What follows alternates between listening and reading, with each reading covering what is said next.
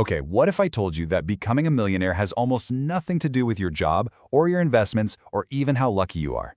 What if it's all down to this hidden program running in your subconscious? Well, today, we're going to crack open the secrets from T. Harv Eker's game-changing book, Secrets of the Millionaire Mind. We're going to find out why some people just get rich, while so many others seem to be stuck in a financial rut. Have you ever thought about this? It's a really frustrating question, isn't it? You can have two people, they learn the exact same system, maybe they go to the same seminar, read the same books, and yet one of them just takes off, gets rich, while the other goes absolutely nowhere. Well, the book says there's a very specific and kind of invisible reason for this. And honestly, it's the key to the whole thing. So what's going on here? Eker says the problem isn't your strategy. It's not that you're not working hard enough. Nope. He calls it a missing link, this invisible force that sits between you wanting success and you actually getting it. And here's the kicker. Until you figure out what this missing link is, he says you can have the best ideas in the world, work 24/7, and it's just not going to make a lasting difference to your bank account. All right, so let's get into the real reason you might be stuck. It's all about your financial blueprint. So what is this missing link? Well, T. Harv Eker calls it exactly that, your financial blueprint. And let's be clear, this has nothing to do with how smart you are or how much you know about investing. It's all about the deep-down programming you have about money itself. Okay, here's the best way to understand this. Think of your money blueprint like a financial thermostat in your house. Let's say your internal thermostat is set to, say $50,000 a year. If you suddenly get a huge bonus and make $90,000, your subconscious mind is going to freak out. It's too hot. It'll find a way, an unexpected bill, a bad investment, something to get rid of that extra cash and bring you right back down to your comfort zone of $50K. So if you want to change your financial life for good, you've got to reset the thermostat itself. And this idea?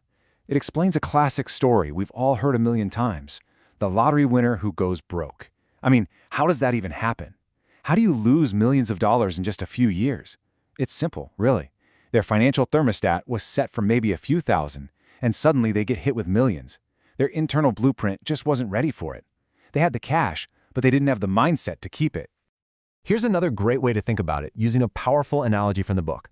He says, what's invisible is what creates the visible. It's like a tree. We all want the fruits, right? The money, the success, the nice things. So we spend all our time focusing on the fruits, trying to make them better. But here's the thing. The fruits don't create themselves. The roots create the fruits. So if you want to change the fruits you're getting, you have to stop staring at them and start working on the roots, your inner world. And this leads us to what he calls the process of manifestation.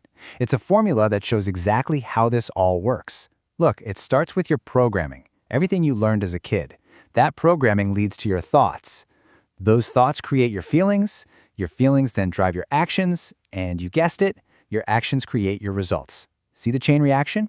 So if you're not happy with your results, you can't just try to change your actions. That's like trimming the leaves. You have to go all the way back to the beginning, to the programming. Okay, so if this programming is so important, where the heck did it come from? How did we get programmed in the first place? Well, for pretty much all of us, this blueprint was created and installed when we were kids, way before we had any clue what was happening. Eker says it basically comes down to three main ways we were conditioned. First, there's verbal programming, which is all about what you heard. Then there's modeling, which is what you saw. And finally, there are specific incidents, which is about what you personally experienced. Let's start with verbal programming. Just think about the phrases you heard about money over and over and over again when you were a kid. Things like, rich people are greedy, or money doesn't grow on trees, or the classic, we can't afford that. These might sound like harmless little sayings, but they're not. They are literally lines of code being programmed directly into your subconscious mind, and that code is still running your financial life today. Next up is modeling. This is all about what you saw. As kids, we're basically little sponges, right? We learn by copying the people around us, especially our parents. That old saying, the apple doesn't fall far from the tree, it's often so true when it comes to money. So what did you see? Were your parents smart with money, or were they always struggling? Did they argue about it all the time? Whatever you saw, there's a really good chance you're unconsciously replaying those exact same patterns in your own life. And then there's the third one, specific incidents. And wow, these can be powerful. A single, highly emotional experience with money from your childhood can literally cement a belief that lasts a lifetime. The book tells this really tough story about a nurse. When she was a little girl, she saw her father have a huge, angry fight about money. And right after, he had a heart attack and died. Can you imagine? Her young mind made a connection. Money equals pain. And so as an adult, without even realizing it, she kept sabotaging herself financially to avoid that pain. Okay, so that's all the heavy stuff, the problem. But here's the good news, and it's really empowering. A blueprint isn't set in stone. It can be redesigned. You can consciously decide to overwrite that old, unhelpful programming. And the way you do that is by learning to think like a millionaire, by actually rewriting your own blueprint. So how do we do that? Well, to change your results, you have to change your thinking. You need to install new wealth files. I love this analogy. Imagine your brain is like a big filing cabinet. Right now, your files on money might be labeled things like struggle, it's hard, never enough. The goal is to consciously pull those old files out, toss them, and install brand new ones. Files labeled opportunity, abundance, and financial freedom. And let's start with maybe the biggest, most important wealth file of them all. On one side, you have the poor mindset that says, life happens to me. On the other, the rich mindset says, I create my life. This is huge. It's the difference between being a passenger on the bus of life or being the one in the driver's seat.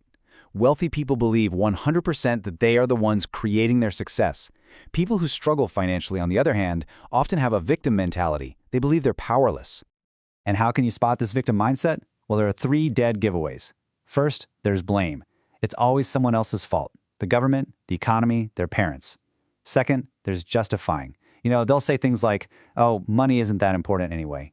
And third, there's complaining. Akers really blunt about this. He says when you complain, you become a living, breathing crap magnet, attracting more of the very thing you're complaining about. All right, here's another massive difference in thinking. Poor people play the money game to not lose. Rich people play the money game to win. Think about that. If you're playing a sport just to not lose, you're playing defense. Your main goal is just survival, just security. You just want enough to be comfortable. But rich people, they play offense. Their goal isn't just to be comfortable, it's to create huge wealth, massive abundance. The entire intention behind the game is different. This ties right into the next big idea. Poor people think small, while rich people think big. Look, the law of income says you get paid based on the value you bring to the marketplace. It's that simple. Most people choose to play small because they're scared or they don't feel like they're worthy. But wealthy people get it. They understand that if you want to make a lot of money, you have to help a lot of people. You have to solve big problems. They choose to play a big game. And this one is all about perspective. It's where you put your focus.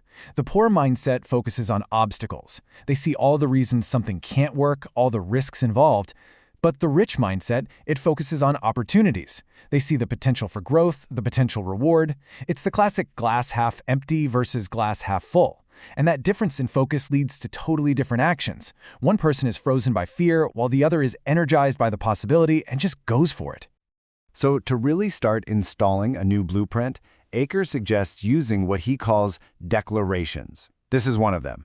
I create the exact level of my financial success. Now, this isn't just some fluffy positive thinking. A declaration is a powerful statement you make out loud, with energy. The idea is that it sends a strong vibration through your body and anchors this new belief into your subconscious, helping to literally rewire your brain. So, when you really boil it all down, it comes to this. Your old blueprint, the one that was probably given to you without your permission, has gotten you exactly where you are today. But the amazing thing is, you can choose a new one. You can build a new blueprint based on creating your own life, thinking big, and seeing opportunities everywhere. You have the power to design a totally different financial future. So I'll leave you with this. What will your new blueprint create?